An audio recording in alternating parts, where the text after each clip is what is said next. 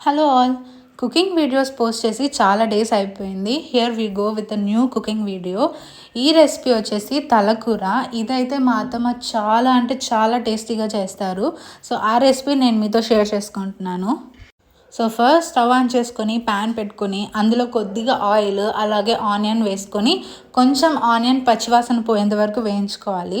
ఆ తర్వాత కొన్ని గ్రీన్ చిల్లీ మీకు ఇష్టం లేకపోతే స్కిప్ చేయొచ్చు. ఆ తర్వాత అల్లం వెల్లుల్లి పేస్ట్ వేసుకోవాలి. అల్లం వెల్లుల్లి పేస్ట్ కొద్దిగా ఫ్రై అయిన తర్వాత సో ఇక్కడ మా అత్త అయితే బయట మసాలాస్ ఏది యూస్ చేయదు, అన్నీ ఇంట్లోనే చేసుకుంటుంది.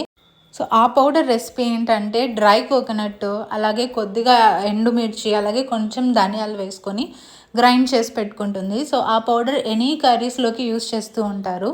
ఆ పౌడర్ కూడా వేసుకొని బాగా మిక్స్ చేయాలి. ఆ తర్వాత మనం ఈ తలకూరని ఫ్లెష్ ఏదైతే ఉంటుందో అది వేసుకొని ఆ మసాలా అంతా బాగా పట్టేటట్లు బాగా మిక్స్ చేసుకోవాలి. మిక్స్ చేసుకున్నాక కొద్దిసేపు అలాగే మూత పెట్టి కొద్దిగా బాయిల్ అవ్వనివ్వాలి. ఆ తర్వాత కొద్దిగా సాల్ట్ అలాగే కొంచెం ఆయిల్ కావాల్సినంత వేసుకొని ఒక 2 minutes వదిలేయాలి. అది కొద్దిగా బాగా ఆ మసాలా అంతా పీసెస్కి బాగా పడుతుంది ఆ టైంలో.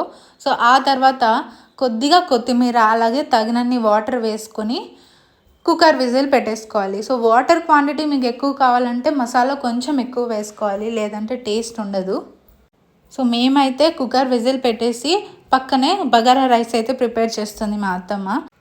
ఈ బగారా రైస్ చాలా సింపుల్గా చేస్తారు మా అత్త.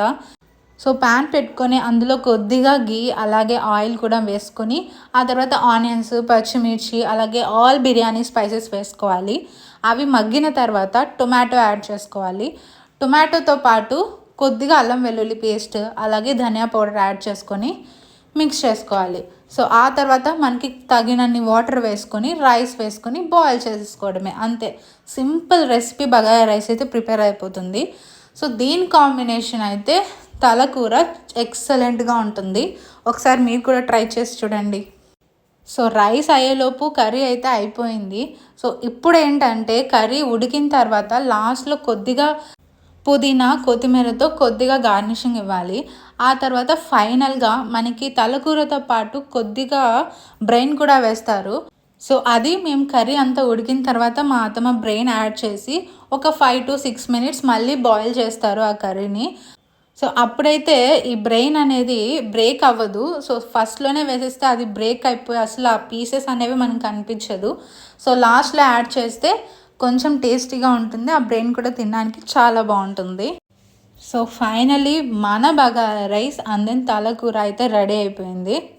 ఈ తలకూర అనేది 90% పీపుల్కి చాలా ఫేవరెట్. ఇంతకీ మీలో ఎంతమందికి ఈ తలకూర ఫేవరెట్ కామెంట్ చేసేయండి.